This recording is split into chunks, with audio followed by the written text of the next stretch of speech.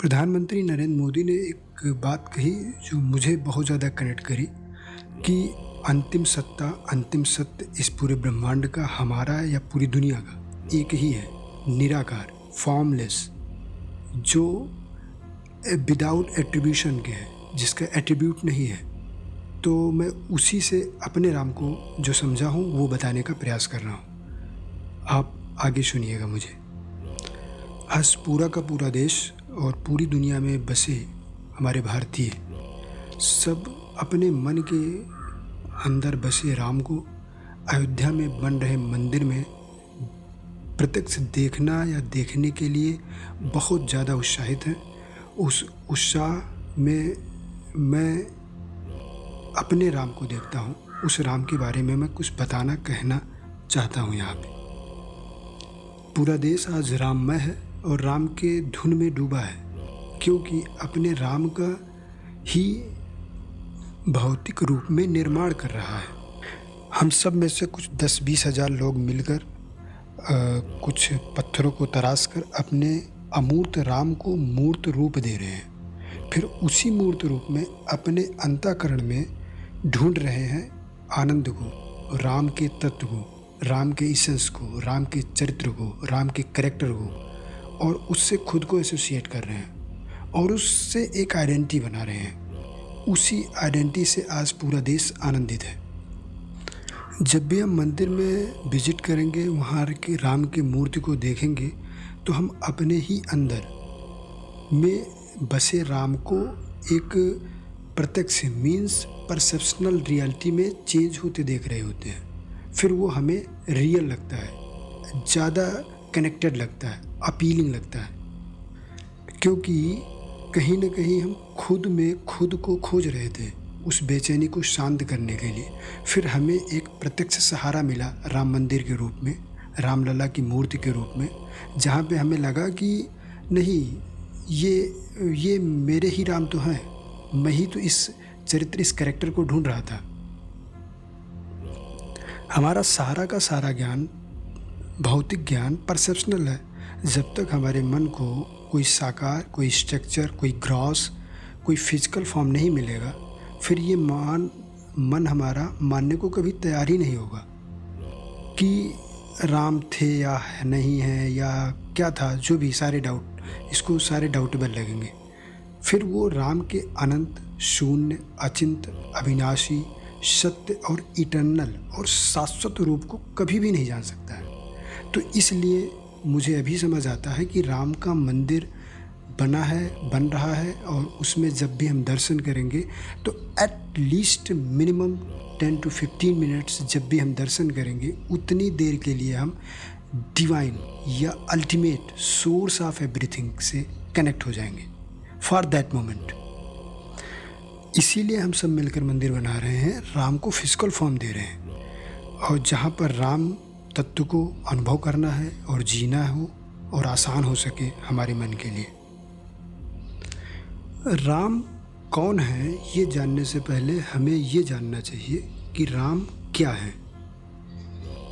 राम क्या है ये जानना ज़्यादा ज़रूरी है, क्योंकि राम कौन है ये तो हम कुछ 1500 या 2000 साल पहले वाल्मीकि द्वारा लिखे गए रामायण में पहली बार सुने जाने थे, जिसको कुछ 100-200 साल बाद राजा विक्रमादित्य ने अयोध्या शहर बसाया उसी रामायण के कॉन्टेक्स्ट में।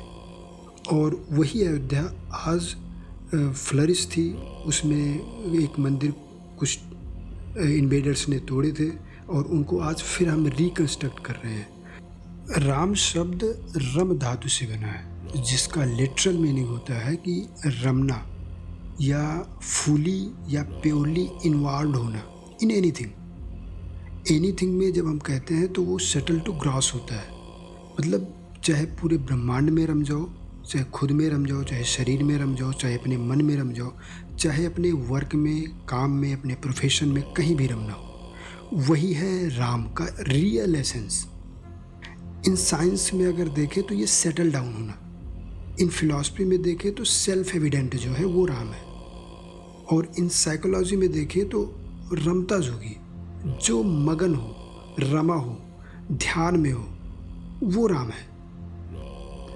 रमन्ते इति रामा, जिसमें सारा का सारा Cosmos, universe, creation, infinite creation जो बन रहा है, बिगड़ रहा है, सब कुछ सेटल डाउन है। सेटल डाउन मीन दैट कि वो फिजिकल क्रिएशन में फॉर्म ले रहा है एंड रिक्रिएट हो रहा है, डिस्ट्रक्ट हो रहा है।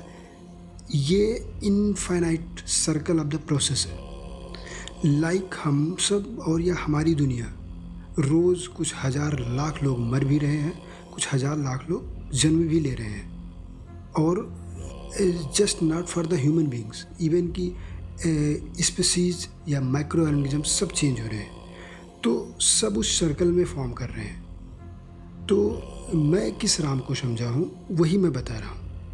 मेरे राम ऐसे हैं just like a very source of cosmos या source of existence functioning within us. मेरे अंदर जो मैं हूँ वो मेरे राम है। मीन मैं जब भी अपने नाम, अपने शरीर, अपने बॉडी की आइडेंटिटी से बियॉन्ड जाऊँगा तो मैं राम हो जाऊँगा। राम मीन दैट इटर्नल, मैं इटर्नल हो जाऊँगा। इस राम का परिचय मुझे हुआ है, इन्हीं राम को मैंने जाना है।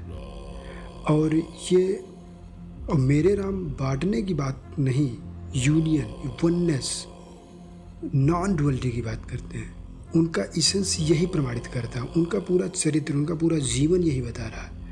उनका रामचरितमानस या रामायण में जो भी हमारे ऋषियों महर्षियों ने लिखा है, पढ़ा है, बताया है, समझाया है हमें, उन्होंने भी यही बताने का प्रयास किया है। अब मुझे एक बात सबसे ज़्यादा परेशान करती है जो पॉलिटिकल डायमेंशन में चलती है world wide, even in the most in the my country, कि राम रिलीजियस कॉन्फ्लिक्ट या राम का इसेंस रिलीजियस कॉन्फ्लिक्ट हो सकता है। हाउ? मैं यहाँ पे रिलीजन यूज़ कर रहा हूँ, नॉट अ धर्म। धर्म पे तो बहुत कुछ बोलना है, कभी फिर बोलूँगा, क्योंकि धर्म और रिलीजन बहुत अलग है। उसका हिंदी या इंग्लिश मीनिंग तो नहीं है, मुझे तो अभी यही समझ आया। अगर हम हिंदू, मुस्लिम, सिख, ईसाई, यहूदी, just like Israel and Hamas का वार चल रहा है, रशिया एंड यूक्रेन का वार चल रहा है, एवरीथिंग, जितने भी केओस वर्ड हो रहे हैं, कहीं ना कहीं थोड़ा बहुत इन द सम कॉन्टेक्स्ट वो रिलीजियसली इन्फ्लुएंस्ड है।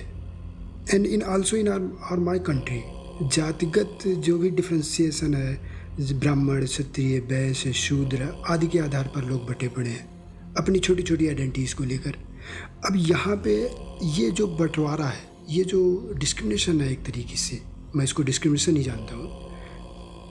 हम जब भी राम की असली पहचान को, राम के एसेंस को समझ या जान पाएंगे, तो मुझे नहीं लगता है कि हमें किसी हिंदू, मुसलमान या सिख या ईसाई या ब्राह्मण, वैश्य, क्षत्रिय, शूद्र के आधार पर बंटने या पहचान की ज़रूरत भी होगी। इसीलिए राम कभी भी एक कोई राष्ट्रीय मुद्दा, कोई सामाजिक मुद्दा ही नहीं हो सकते। राम वैश्विक मुद्दा है, क्योंकि हम 8 बिलियन पीपल जो भी अभी हैं, जो नहीं हैं, जो आएंगे, सबको शांति ही चाहिए, पीस ऑफ माइंड ही चाहिए। और वो जब तक हम अपने भीतर के राम या राम स्वरूप या उस इटर्नल या उस ब्रह्म तत्व को, राम तत्व को नहीं पहचान सकेंगे, वो बेचैनी बनी रहेगी।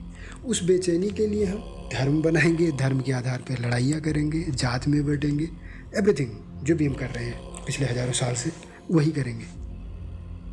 Thank you so much for to listening me. We all are eternal by the wisdom of nothingness to everything. Thank you so much.